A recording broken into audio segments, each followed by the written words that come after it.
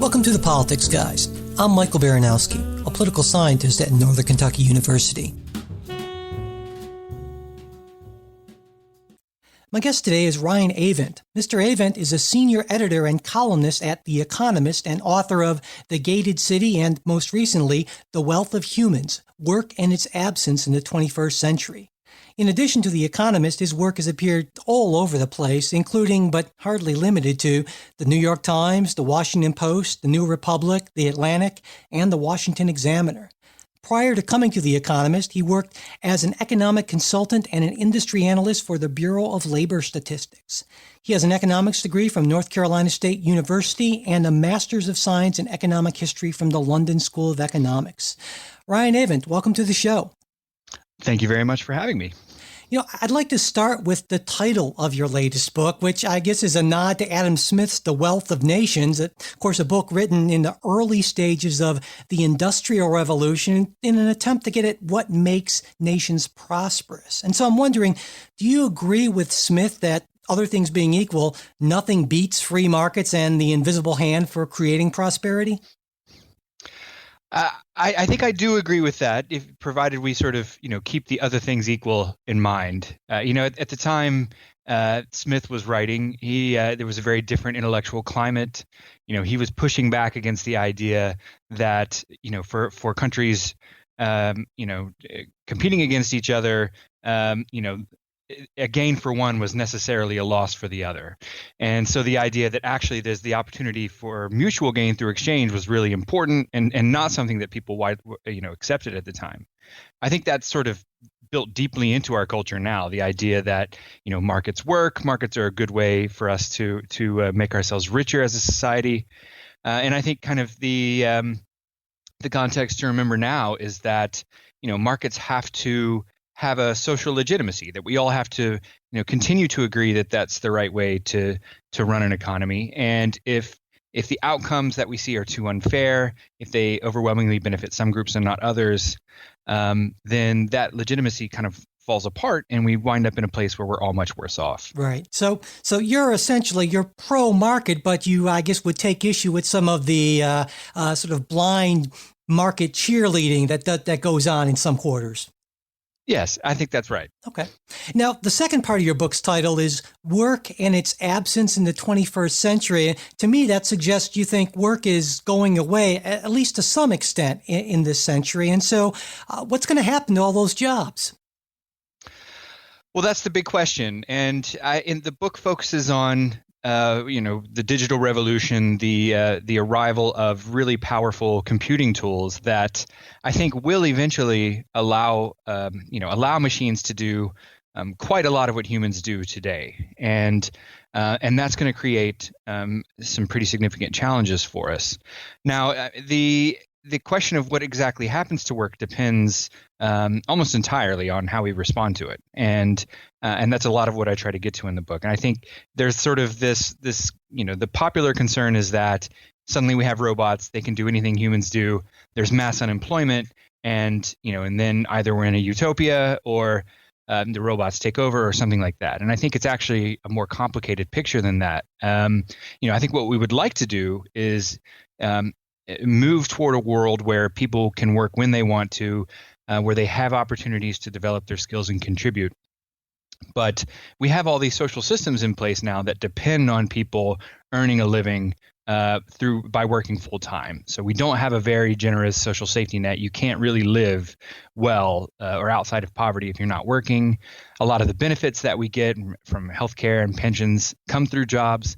And so if we're going to move toward a world where we're all working a lot less, we have to find a way to restructure society to, adjust the ideas of what we think people ought to do with themselves during the day. And that transition is going to be incredibly difficult. I'd like to welcome new sponsor Lord Timepieces to the show. They're a London-based watch brand, and they offer an extensive line of classic, stylish men's and women's watches with quality construction at great prices. Models start at just $84 US with free shipping worldwide. I got the Midnight Black model from their Bolt collection, and it is by far the best looking watch I own. It's also without a doubt the coolest watch I've ever owned. This kind of manly black, as you probably guessed from the name, with one artfully placed slash of color, this crimson red secondhand. It's very cool. But, if manly black with a very cool crimson slash isn't your style, that's not a problem. They've got tons of choices in both men's and women's models. It actually took me a while to decide on which one I wanted because there were so many excellent options to choose from. And Politics Guys listeners, you get a special deal, 10% off by going to lordtimepieces.com and using our code TPG. That's lordtimepieces.com and use our code TPG. When we talk about the loss of jobs, I think most people think, well, sure, the guy who's working on the line at GM or something like that. But when I've talked to the economists who look at this issue, like, for instance, Martin Ford, who wrote that book, Rise of the Robots, I got the sense that it's not just these manufacturing jobs. I mean, it could be university professors. It could be economists, columnists. I mean, anyone who's essentially, not like a skilled tradesperson who comes to your house like a plumber or an electrician, that we might all be in big trouble before too long. And I'm wondering if you sort of agree with that. I do. I mean, I think it's certainly true that the easiest jobs to automate are the ones that are very routine, where people do basically the same thing over and over again, and that ends up being factory work, or people who have really basic service jobs, like in retail, taking orders at a restaurant, things like that. But I think that as we seek the new technologies develop, we're increasingly going to find that a lot of the stuff we thought only humans could do really is susceptible. And that includes things like driving. It wasn't that long ago when everyone thought that, driving was just way too complicated for a computer to do. Now we know that's not true. It includes things like interpreting human speech, which is a critical part of a lot of different jobs in which computers are getting better and better at. But I think you're right. Professionals often think that they are, relatively immune from all this. Computers are going to be able to do some of the work that lawyers do, or that researchers do. But the other thing that's going to happen is that computers are going to make the really good lawyers, or the really good doctors, or the really good professors much more productive and able to serve many, many more people. And so even though we're not automating those jobs away, we're still reducing significantly the number of those people that we need in those jobs. And so the effect is sort of similar, right? If you're hoping to be a professor, if it's suddenly, the case that we need a lot fewer professors, it's basically the same as if there were a robot in front of the classroom. So I don't expect that any of us will be particularly immune. And some people look at care professions and think, wow, that kind of one-on-one contact has to mean that those things are safe. And even there, I'm not quite sure that's right. If you think about people doing therapy, therapy is something that on the one hand does involve a lot of kind of very personal communication. But because it's so personal, you can imagine where if we had a good AI that could do therapy, people would feel more comfortable talking to a machine about things that are kind of deeply personal than they might to an individual. So I don't think there's anyone who should feel completely comfortable about the way technology is going to affect the economy. Right. There's also a lot of debate about the timeline of this sort of thing. There are some people who seem to think it's right around the corner. Then there are other people who say, yeah, sure, this is going to happen, but we're talking 50, 100 years. I mean, how imminent of a, threat or opportunity, depending how you look at it, do you really think this is? Well, I think if you are talking about a world where machines can really do, just about anything that a person can do, that is, 50, 100 years away. But I think if we're talking about a world in which things like artificial intelligence can disrupt, jobs and job categories that employ 5, 10, 15% of the workforce, that's much closer. That's in the next 10 to 20 years. I think one thing that I try to point out in the book is that just because we have the technology to do that, though, doesn't mean that all those jobs will go. If it's the case that new technology holds down wages, and so companies can employ lots of people for not very much money, they have less incentive to start using those robots. And so, one outcome here is that we don't end up in a world of mass unemployment. Instead, we end up in a world where we're not using as much technology as we could be using, and where there are a lot of people in really low wage jobs. And that, I think, is in some ways the most likely outcome, and kind of a worrying one. Right. Now, what about, though, education and retraining? I mean, in the past, when we've had technological advances, this seems to have worked to get people into these more demanding jobs. And do you think that we finally at the point where we've hit kind of that level of diminishing returns for education, and maybe combined with sort of increasing cognitive demands for these new jobs, that will make sort of educating ourselves out of this problem difficult or impossible? I think we're definitely at the point of diminishing returns. I think there are certainly a lot of ways that we could improve what we're doing in education and training. All these new technologies are creating demands for people with particular skill sets, and it would be nice to fill those needs. But what we did in the 19th and 20th century, when we really upgraded the educational level of the entire population, and made it possible for these technologies to be deployed without causing massive inequality. That's not going to be possible again, I don't think. It's just not. We're at the stage where about 90% of working age adults across the rich world have a secondary school degree, and 40 to 50% have some sort of college degree. And it's really difficult to imagine us doubling, for instance, the skill level of the population from that point. So certainly education has to be a part of the solution, but I think it's just going to be a small part, and a lot of other stuff is going to happen if we're going to avoid a real crisis. Right. So along those lines, then, would you expect that the premium, the salary premium associated with a college degree, to diminish then over time as this happens? I think that's a real possibility. I mean, we have seen over the last decade or so that the wage premium for a college degree has flattened out. It hasn't disappeared. It's still, you still get a bump if you go to college, but it hasn't been growing as it was before. The wage premium for an advanced degree is still growing. That probably will continue for a while. But again, it's really hard to expect us putting lots of people into graduate degrees in computer engineering. Those are really hard programs. So, and then the other thing we're seeing is that a growing share of the workforce with a college degree is working in jobs that don't require that degree. So people are getting the degree and finding that the only jobs they can get are ones where that's not really necessary. And so they're underemployed. They're finding it difficult to pay back their student loans.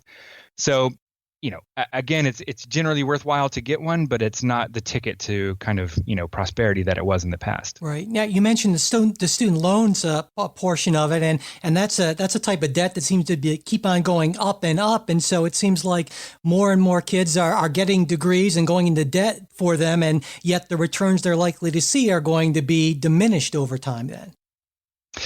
I think that's right. And I think it's, that's a very good example of an institution that worked well in the economy, sort of that we're used to being the norm. And as the economy changes, that institution is no longer working well. And it's kind of approaching a crisis point where we realize we've got to do things in a very different way. And there are a lot of institutions like that, including kind of pensions that are provided through jobs, including, healthcare that's provided through jobs. And all these things are going to just, they're not going to work the way they did when everyone could count on a good 40-hour a week, job and a long-term career with sort of using one set of skills as being, something that everyone could look forward to. Just a quick break to tell you about one of today's sponsors, SeatGeek. If you've ever bought tickets to live events, I'm sure you know it can be a hassle, but it doesn't have to be. SeatGeek gives you a smart and simple way to get tickets to concerts, sporting events, and all sorts of other things. With SeatGeek, you can find the best seats at the best prices. It's fully guaranteed, and it only takes a few taps. I've got the SeatGeek app on my phone, but right now I'm at my computer where I just now pulled up their site, SeatGeek.com, and it listed everything going on near Cincinnati, which is where I live. And within seconds, I was all set to buy tickets to the ZZ Top concert. And with one more click, it gave me a listing of everything going on for months at the Southgate House, which is my favorite venue for shows around here.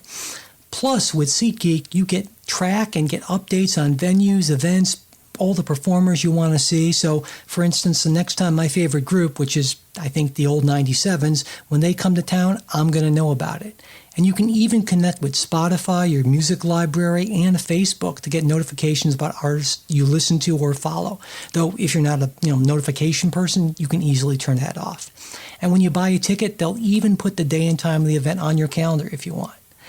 Best of all, Politics Guys listeners get $20 off their first SeatGeek purchase. Just download the SeatGeek app and enter promo code PoliticsGuy. That's Politics Guy, no S. I don't really know why, but there you go. Just Politics Guy.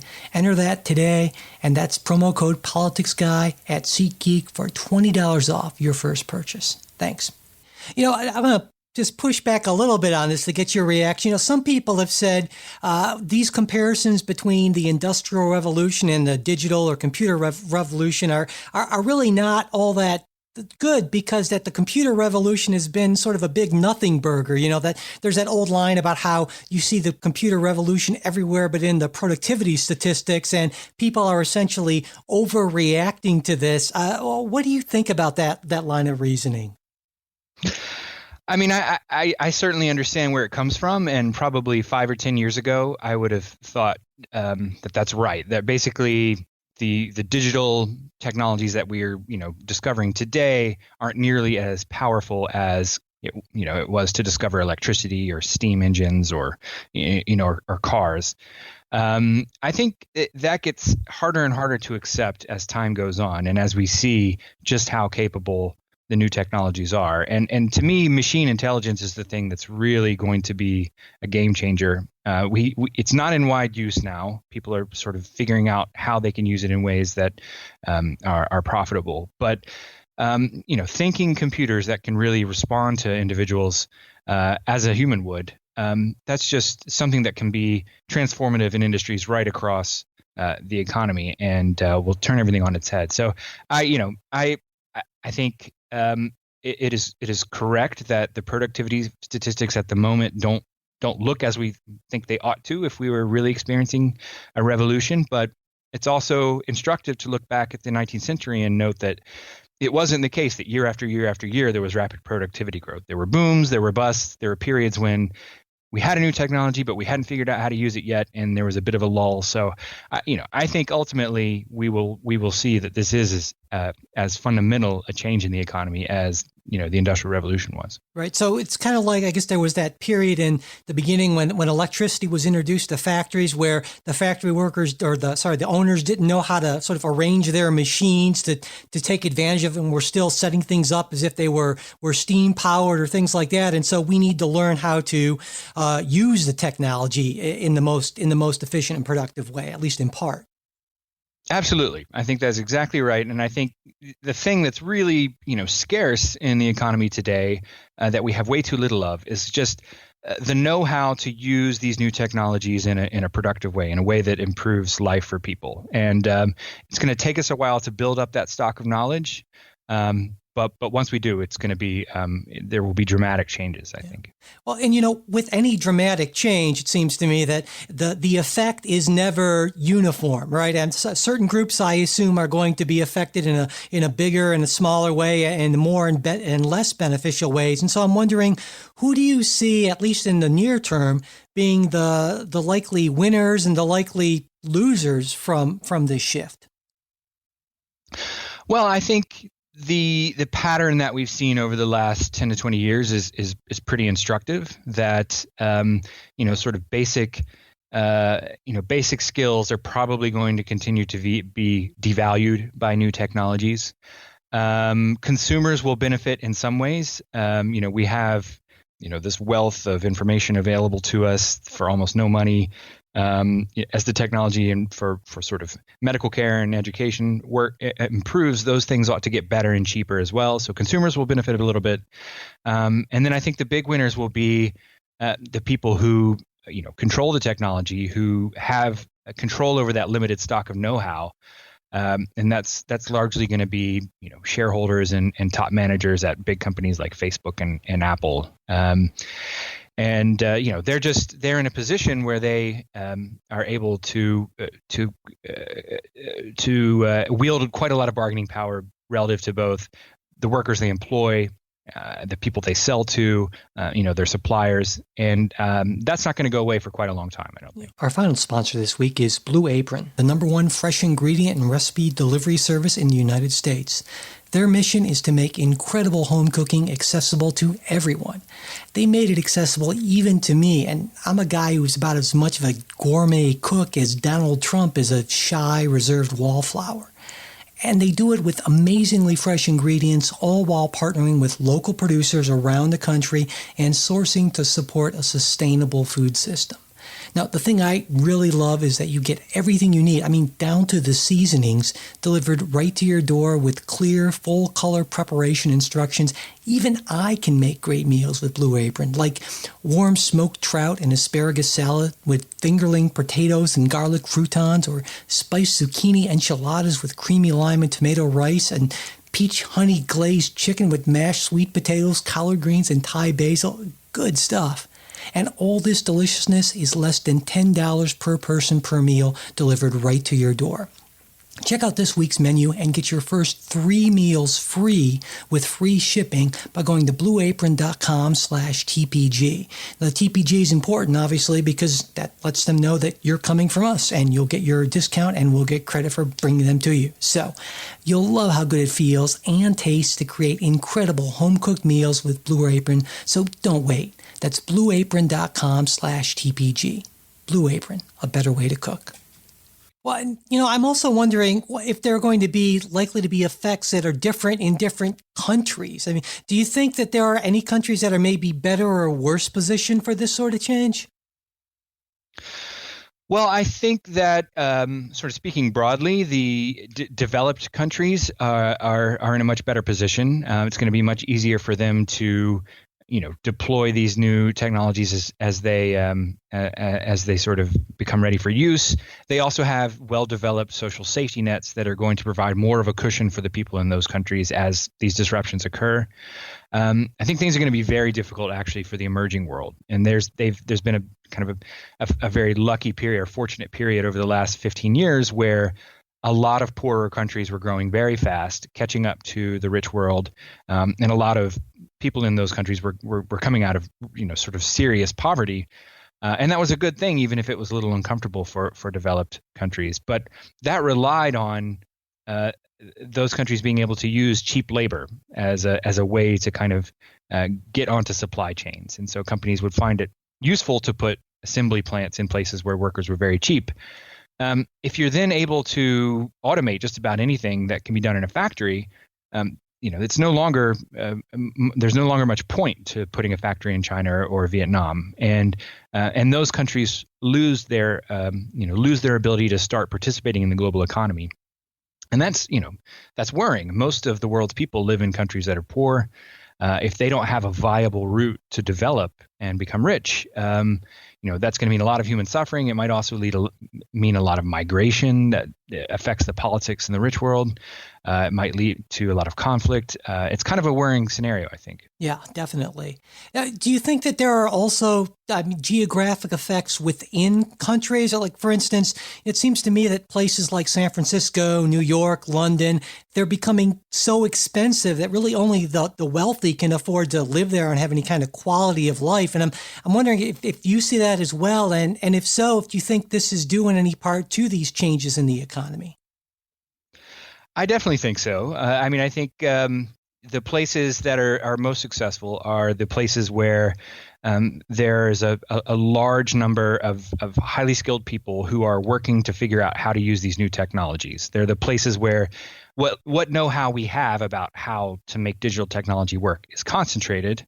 And so a lot of the gains from the digital economy are also concentrated in those places. And that's Silicon Valley, it's New York, it's London, a few other places. Now, I don't think it's necessary. It doesn't have to be the case that that ends up leading to the sort of inequality that we've seen in those, associated with those cities, or the sort of house price growth that we've seen in those cities. I mean, we've not been reacting in the way that we ought to. So in the 19th century, there were really important cities that were at the heart of the industrial economy, and those cities, their population grew, 500% in the space of a few decades, and they were just building like mad, building houses, building infrastructure. And we haven't responded like that at all. We could be building a lot more in San Francisco. We could be building, new railways and subway systems to try to help those areas accommodate more people so they could come to those places and take advantage of the gains that were happening there. But we really haven't done that. And so you have these two effects that interplay together and make those places highly concentrated areas of wealth that just aren't spread at all to the rest of the economy. Yeah. I think some people would look at all of this, the politics and the economics of it, and paint what seems to be a pretty dystopian picture of the near future, where you have these technological forces that keep pushing greater and greater inequality. Then you have political figures who are essentially, they feel, in the pocket of the 1% who aren't going to address the problem. And eventually things get so miserable for so many people that a literal revolution is essentially the only way out. I mean, kind of tearing it all down and rebuilding. Is that an unreasonable way of looking at it, do you think?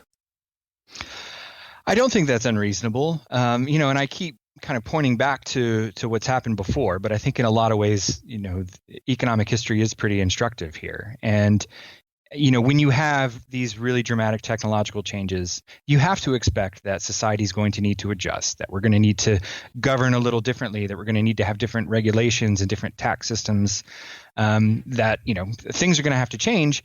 And, big political changes don't occur until you get to something of a crisis point. Now, are things going to have to be as nasty as they were before? I mean, in the 19th century, there were a lot of really ugly episodes, up to and including, war and Cold War between kind of capitalist and communist worlds. And I think, I'm optimistic that we can avoid the absolute worst phases of that process of adjustment that came before.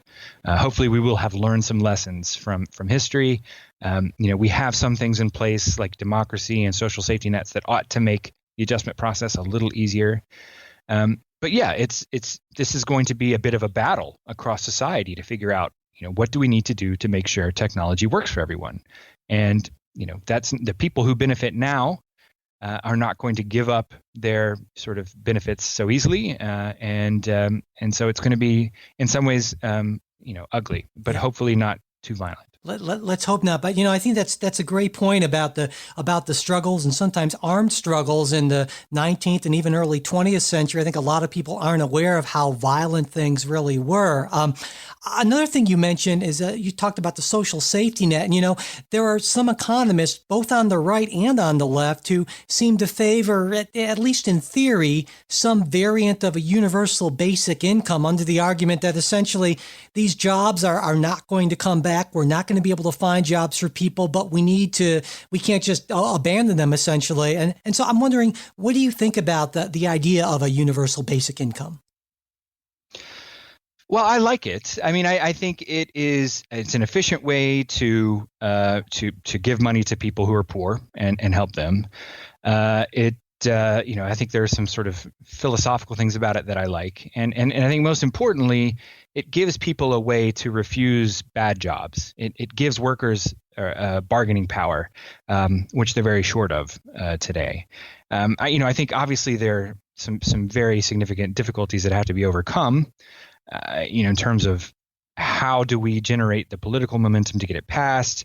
How do we, change our sort of fiscal system so that we can raise that much in tax without destroying the economy? But then I think there are also issues that the universal basic income doesn't really address. So, work isn't just about, us getting the money to live. It's also about, structuring our days, giving us something to do, helping us have a sense of purpose and the feeling that we're contributing. And, universal basic income doesn't solve those problems. So it's one component, I think it will be one component of the solution to the digital challenge. But it's I don't think it's something we're going to see in the next few years, and I think it's going to have to come along with a lot of other things. Yeah, definitely. I wanted to ask you a little bit about that, the kind of social and psychological aspects of that. I mean, we tend to assume that or sometimes I think economists assume that the only reason that people need jobs is to provide them with money. But as you pointed out, jobs for many people provide them with a sense of purpose, making them feel like they're contributing in some way. Do we have any idea, do you think, what happens when all of a sudden a sizable proportion, maybe even a majority of the formerly working public is left with money, but all this time on their hands?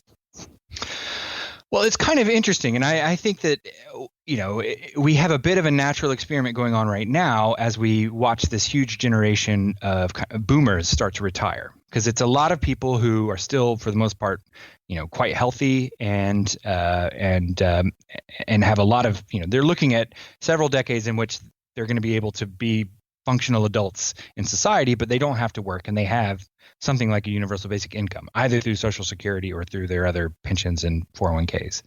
And so what are they doing? And I think we see that in some cases, this ends up being a very bad thing for retirees, that they, without kind of an external push to stay involved in society, they become quite lonely and depressed, or there's sort of accelerated mental decline. But then we also see the growth of new institutions and ways of contributing to society. People sort of volunteering to teach workshops or classes.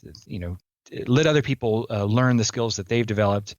There's also quite a lot of leisure activity going on, right? People traveling the world and doing all sorts of things like that. So I think this will be an interesting experiment to watch in terms of what do we need to do to try to help people spend their time in a way that's edifying, without sort of forcing them to do anything. We don't want to sort of have a world where everyone is assigned tasks just to keep them busy. And I think there will be different things that we learn as this process unfolds. I want to ask you a little bit more about that because, for instance, I can see, say, a college professor retiring and say, oh, now I have the opportunity to take up photography or pottery or what have you. But I wonder if these sort of opportunities are much more easily available to sort of highly educated people with, who've had better incomes and better lives. Whereas, again, that guy who's been working on the line at GM for 15 years and says, well, your job has ceased to exist. I mean, does that person have those same sort of opportunities? And it seems to me those are the people are going to be the real concern in the years and the decades to come. Yeah.